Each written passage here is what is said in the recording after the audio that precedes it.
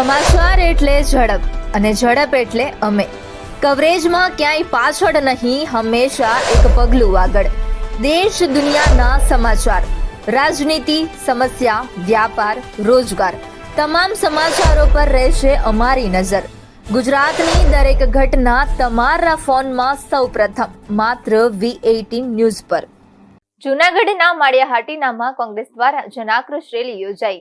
સોમનાથથી પ્રારંભ થયેલી રેલી માળિયાહાટીના ખાતે પહોંચી. ગુજરાત પ્રદેશ કોંગ્રેસ પ્રમુખ અમિત ચાવડા, પાલ આંબલિયા, પ્રગતિ આહિર, ધારાસભ્ય વિમલ ચુડાસમા અને હીરા જોટવા સહિતના કોંગ્રેસ આગેવાનો અને કાર્યકરો રેલીમાં જોડાયા. મહારાણા પ્રતાપસિંહજી ચોક ખાતે મહારાણા પ્રતાપસિંહની પ્રતિમાને પુષ્પહાર અર્પણ કરવામાં આવ્યા. ખેડૂતોના પ્રશ્નોને લઈ સરકાર સામે પ્રહારો કરવામાં આવ્યા. કમોસમી વરસાદને કારણે ખેડૂતોને મગફળી, કપાસ સહિતના પાકોમાં ભારે નુકસાન થયું છે.